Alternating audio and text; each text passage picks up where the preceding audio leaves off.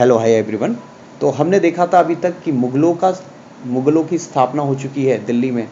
बाबर आ चुका है, बाबर का जो बेटा है हुमायूं आ चुका है, और हुमायूं और हमने शेरशाह सूरी की आपस में लड़ाई देखी। और उसके बाद देखा कि 15 साल के लिए जो हुमायूं था वो निर्वासित जीवन व्यतीत कर रहा था, जहाँ पर इस वक्त जो शासनकाल चल रहा था दिल्ली में वो शेरशाह सूरी का था। जब शेरशाह सूरी की मृत्यु हो गई है कालिंजर में, और उसके बाद हुमायूं रिटर्न वापस होता है 1555 में। 1555 में हुमायूं वापस आएगा, ठीक है। और उसका पुत्र जिसका नाम कि अकबर पैदा होता है अमरकोट के राजा वीर साल के यहाँ 1542 में। तो आज हम राजा अकबर के बारे में देखेंगे, उससे रिलेवेंट सारे फैक्ट देख लेंगे जो आपके स्टेट पीसीएस में तो पूछे ही जाते हैं कम से कम। तो अकबर का अगर हम शासनकाल देखें तो 1556 से 1605 ईस्वी। अब हम ये डेट याद कैसे करें? अकबर तक तो हम पहुंच गए, पर कई सारे बच्चे सोच रहे हैं डेट कैसे। इसके लिए मैं एक अलग से ऑडियो आर्टिकल पूरा बना दूंगा जिसमें पूरी डेट सीरीज होगी मुगल काल की, और उससे सारे जितने भी इंपॉर्टेंट वॉर्स हैं वो सारे उसमें मैं कंपाइल कर दूंगा, जिससे आपको याद करने में आसानी होगी। आज हम अकबर को देख लेते हैं। तो अकबर का जन्म देखिए तो 15 अक्टूबर 1542 ईस्वी को अमरकोट के राजा वीर साल के महल में हुआ था। इसकी माँ का नाम हमीदा बानो बेगम था। 3 वर्ष तक तो वो जो हुमायूं का भाई था अस्करी, उसके संरक्षण में रहा। और अकबर की हुमायूं से भेंट पुनः उस समय हुई जब हुमायूं ने काबुल और कांधार पर विजय प्राप्त कर ली थी। इस समय उसका नाम रखा गया था जलालुद्दीन मोहम्मद अकबर। अकबर ने गजनी और लाहौर के सूबेदार के रूप में भी कार्य किया। हुमायूं की मृत्यु के अवसर पर अपने संरक्षक बैरम खां के साथ पंजाब में सिकंदर सूर से युद्ध कर रहा था, ठीक है ना। और अकबर का राज्याभिषेक जो हुआ था पंजाब में गुरदासपुर जिले के निकट कलानौर नामक स्थानों पर 14 फरवरी 1556 ईस्वी को बैरम खां की देखरेख में मिर्जा अब्दुल कासिम ने किया, ठीक। अब बात करते हैं बैरम खां के संरक्षण के बारे में। तो 1556 से 60 ईस्वी तो अकबर ने बैरम खां को अपना वकील यानी कि वजीर नियुक्त किया, और उसे खान ए खाना की उपाधि भी प्रदान की बैरम खान को, जो कि अकबर का संरक्षण था। और अकबर जब 1556 ईस्वी में, अब अभी जो समय चल रहा है इस वक्त बहुत छोटा है, लगभग 14 वर्ष का है। तो इस समय जो उसका संरक्षण का पूरा कार्य कर रहा है वो बैरम खान कर रहा है। और इसी समय पानीपत का दूसरा युद्ध होता है 5 नवंबर 1556 में। और पानीपत का दूसरा युद्ध में अकबर के संरक्षक बैरम खां और मोहम्मद आदिल शाह सूर के वजीर हेमू, जिसने दिल्ली पर अधिकार कर विक्रमादित्य की उपाधि धारण की थी, ठीक है। और क्योंकि विक्रमादित्य की उपाधि लगभग 14 बार ले चुके हैं, तो अकबर जो हेमू है वो 14वां शासक है जिसने विक्रमादित्य की उपाधि धारण की। तो ये जो पानीपत का दूसरा युद्ध होता है उस वक्त अकबर 14 साल का है, उसकी ओर से बैरम खान लड़ेगा हेमू से, जो कि एक हिंदू राजा है। और यहाँ पे हेमू की पराजय हो जाती है, मृत्यु हो जाती है। और यहाँ पे मुगलिया सल्तनत जो थी वो अकबर के समय में दिल्ली में पूरी तरह से आ जाती है। 1560 में बैरम खान का पतन हो जाता है। बीच में दोनों की प्रॉब्लम आ जाती है, तो अकबर बैरम खान को कहता है कि तुम ऐसा करो मक्का चले जाओ। और जब वो मक्का जा रहा होता है तो गुजरात पाटन के नामक स्थान पर मुबारक खान नामक एक अफगान बैरम खान की हत्या कर देता है। अब जो पानीपत का दूसरा युद्ध हो जाए तो 1560 से लेकर 64 तक का जो समय काल अकबर के समय का रहा है, इसे पर्दा शासन कहा गया या पेटीकोट शासन भी कहा गया कई जगह। कारण क्या था कि इस वक्त जितने भी न्याय करता था उसमें महिलाओं की आज्ञा जरूर लेता था। तो बैरम खान की मृत्यु के बाद अकबर पर शाही हरम का काफी प्रभाव रहा, क्योंकि इसकी दाई मां का नाम था महम अनंगा। लेकिन उसका महम अनंगा का एक पुत्र है अधम खां, ठीक है। तो ये साजिश करते हैं अकबर को मारने की, और इसको पता चल जाता है तो मृत्युदंड दे देता अकबर अधम खां को, ठीक है। और महम अनंगा को जेल में डलवा देता है।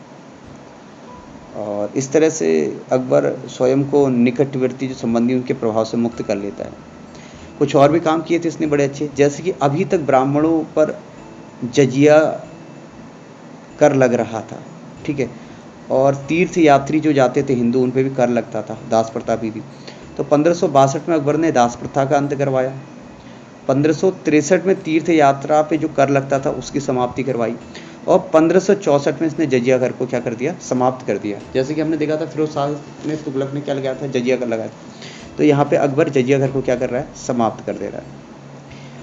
1576 में हल्दी घाटी का युद्ध होता है महाराणा प्रताप और अकबर के बीच में, ठीक। और अकबर की मृत्यु जो होती है, क्योंकि स्टार्टिंग हमने बताया था 1556 में पानीपत के, 1605 में इसकी क्या हो जाती है, मृत्यु हो जाती है। और उसे बौद्ध प्रभाव से निर्मित सिकंदरा जो कि आगरा में है के मकबरे में दफनाया गया, ठीक। अब अकबर की मृत्यु के बाद उसका जो पुत्र है सलीम जहांगीर, वो दिल्ली मुगल काल में अगला शासक बनेगा। अकबर की थोड़ी राजपूती नीति देख लेते हैं। तो अकबर की राजपूत नीति दमन और समझौते की थी, मतलब ज़्यादातर उसने राजपूतों के साथ वैवाहिक संबंधों की शुरुआत की। जैसे अकबर ने आमेर के जो राजा था भारमल की पुत्री थी, आमेर के राजा भारमल की पुत्री हरकाबाई से विवाह किया, जिसको कई बार जोधाबाई भी कहते हैं। उसी का जो पुत्र था उसका नाम था सलीम।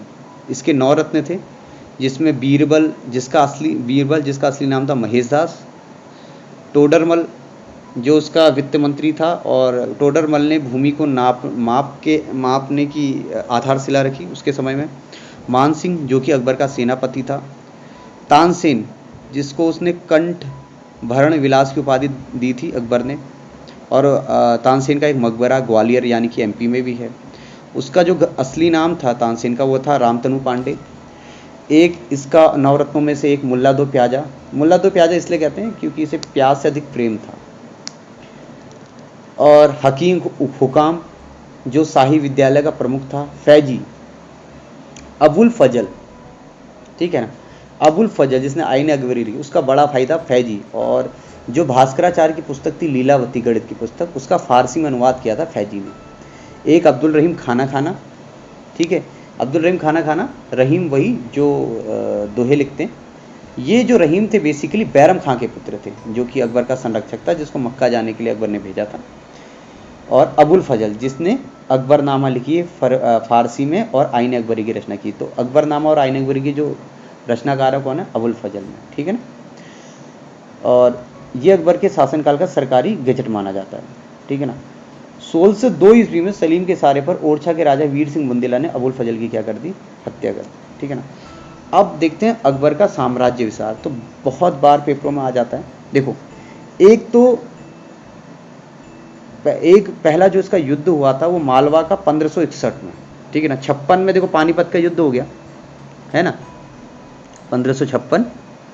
और 57, 58, 59 इंपॉर्टेंट रहा नहीं। 60 में आपको पता है जो इसने यहाँ से प्रथा टाइप से। तो 1561 में हम ध्यान रखेंगे, इसने मालवा पर अटैक किया, जहाँ का राजा उस वक्त था बाज बहादुर, और जो मुगल सेनापति यहाँ से लड़ने गया वो था आदम खां।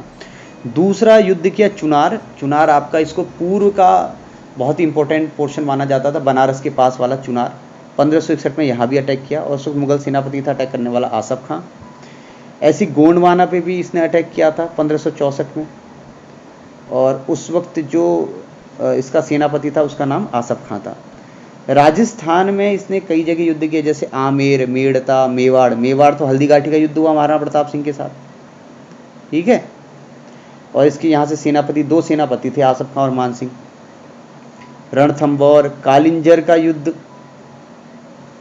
ठीक, मारवाड़, बीकानेर और जैसलमेर, ठीक है।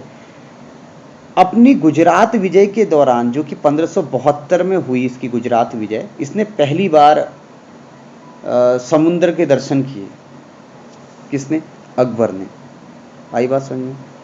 और पेपर में ये पूछ लिया जाता है कि सबसे अंतिम युद्ध इसने कहाँ लड़ा, तो वो सबसे अंतिम युद्ध था असीरगढ़ का 1601 में। ये बहुत इंपॉर्टेंट है, अकबर का अंतिम अभियान जो था। थोड़ी धार्मिक नीति देख लेते हैं अकबर। तो माना जाता है कि काफ़ी धार्मिक सहिष्णु था। कैसे पता चलता है, एक तो इसने इबादत खाने की स्थापना करवाई थी 1575 में, और यहाँ पे जो विभिन्न लोग थे, जैसे जैन है, बौद्ध है, हिंदू, इस्लाम, जितने भी नॉलेजेबल लोग होते थे उनको बैठकर इनके बीच में डिबेट होती थी। परंतु बाद में ये डिबेट जो थी आपस में लड़ाई में परिवर्तित होने लगी, तो फिर इस इबादत खाने को बंद करवा दिया अकबर ने। ठीक है। और इस इबादत खाने में जो 1575 में जिसकी स्थापना थी, इसमें बहुत बड़े बड़े विद्वान आते हैं। जैसे जैन धर्म के थे जिनचंद्र सूरी, हरि विजय सूरी, विजय सेन सूरी। वैसे पारसी धर्म से भी आए दस्तूर मेहर जी राणा। ईसाई धर्म से थे मानसे राता, और हिंदू धर्म से थे पुरुषोत्तम और देवी। ठीक। इसके बाद इसकी धार्मिक नीति में देखते हैं मजहरनामा। मजहरनामा का मतलब होता है घोषणा पत्र। 1579 में या 1579 में इसने घोषणा पत्र निकाला। तो मजहरनामा के द्वारा अकबर ने स्वयं को धर्म के मामलों में सर्वोच्च बना दिया और उसने सुल्तान आदिल की उपाधि धारण की। एक धर्म भी इसने चलाया, दीन इलाही, 1582 में। और इसने दीन इलाही का मतलब बताया कि सभी धर्मों का सामंजस्य। ठीक है। और इस धर्म को, दीन इलाही धर्म को, दो ही लोगों ने स्वीकार किया, एक तो बीरबल और एक स्वयं अकबर। इसने एक नीति भी निकाली थी, सुलह कुल की नीति, मतलब सभी धर्मों में सौहार्द और शांति स्थापित करने की कोशिश। अकबर ने जो जैन गुरु थे हरि विजय सूरी को जगत गुरु और जिनचंद्र सूरी को युग प्रदान की उपाधि भी दी। ठीक। कुछ सामाजिक कार्य भी किए अकबर ने, जैसे झरोका दर्शन जैसी पारसी परंपराओं को शुरू किया। ठीक। और सती प्रथा को रोकने के लिए भी प्रयास किया, विधवा विवाह को कानूनी मान्यता दी, शराब पर रोक लगाई, और लड़कियों की जो विवाह की उम्र थी वो लड़कों की 16 और लड़कियों की 14 वर्ष निर्धारित करवाई। तो ये सामाजिक कार्य भी कुछ इसने की, इसलिए इसको अकबर महान भी कहा जाता है। इसने एक 1575 में मनसबदारी व्यवस्था के आधार पर सैन्य संगठन किया। ठीक है। कौन सी प्रथा चलाई? मनसबदारी व्यवस्था इसने चलाई। ठीक है। मनसब का मतलब होता है पद। ठीक है। तो जो मनसबदार होते थे उनकी सूची रखता था, उस अधिकारी को बोलते थे मीर बख्शी। और मनसबदारी व्यवस्था में दो चीजें थी, एक था जात और दूसरा था सवार। लगान व्यवस्था की बात करें तो अकबर कालीन लगान व्यवस्था सबसे श्रेष्ठ पद्धति। जैसे इसने एक लगान व्यवस्था में एक पद्धति चलाई थी दहसाला व्यवस्था, जिसे टोडरमल ने प्रारंभ की। दहसाला मतलब 10 साल में ये जो व्यवस्था चलाई थी राजस्व लेने के लिए 1580 में। और एक नस्क प्रणाली चलाई थी जिसमें फसल देखकर पैदावार का अंदाज लगाया जाता था। भूमि नापने के लिए इसने गज इलाही का प्रयोग आरंभ किया था, और ये भी हिस्सा के पैदावार का कितना भाग लेता था? 1/3 बिहाई, 1/3 भाग, जैसे कि शेरशाह सूरी ले रहा था। और इसने भी जो जमीन थी बटाई, जैसे गल्ला बख्शी, और मतलब फसल का किसान एवं राज्यों में बंटवारा किया था। और जब्ती और नकदी, ठीक है ना, जब्ती और नकदी, ठीक है, पैमाइश और गल्ले की किस्म के आधार पर लगान तय करता था। कुछ साहित्यिक कार्य भी किए थे अकबर काल तो हिंदी का साहित्य काल था। जैसे अब्दुल रहीम खाना ने रहीम सस्सी की रचना की थी इनके समय में। और महाभारत का अनुवाद नकीब खां, बदायूनी, अबुल फजल फैजी आदि विद्वानों द्वारा रज़्मनामा के नाम से किया गया। तो महाभारत अगर पूछा जाए किस नाम से और जाना जाता है तो रज़्मनामा। बदायूनी ने रामायण का अनुवाद किया, ठीक है ना, और बदायूनी ने अथर्ववेद का अनुवाद शुरू किया। लीलावती का अनुवाद फैजी ने किया, ठीक, और रासतरंगी का अनुवाद मोहम्मद शाहबादी ने, ठीक है ना। तो इस तरह से कई सारे अनुवाद भी हुए इसके समय में। अबुल फजल ने पंचतंत्र का भी अनुवाद किया और उसका नाम रखा अनवर ए सादात, ठीक है ना। इसके समय में कुछ बड़े बड़े चित्रकार भी थे, जैसे दसवंत बसावन, मीर सैयद अली और अब्दुल समद। अब स्थापत्य कला की बात करें तो अकबर ने आगरा का किला बनवाया। किले के अंदर उसने जहांगीरी महल और अकबरी महल का निर्माण भी करवाया, और उसने फतेहपुर सीकरी का भी निर्माण करवाया, ठीक है। दीवाने आम, दीवाने खास, शेख सलीम चिश्ती का मकबरा, 176 फीट बुलंद दरवाजा, जोधा भाई का महल, पंच महल और मरियम महल का निर्माण भी करवाया, ठीक है। और सबसे खास बात यह है कि अकबर के दरबार के समय में ईसाइयों का एक मिशन, जिसे जेसुइट मिशन थे, 3 बार आया था, जिसका प्रथम बार नेतृत्व किया था कादर एका बीवा ने।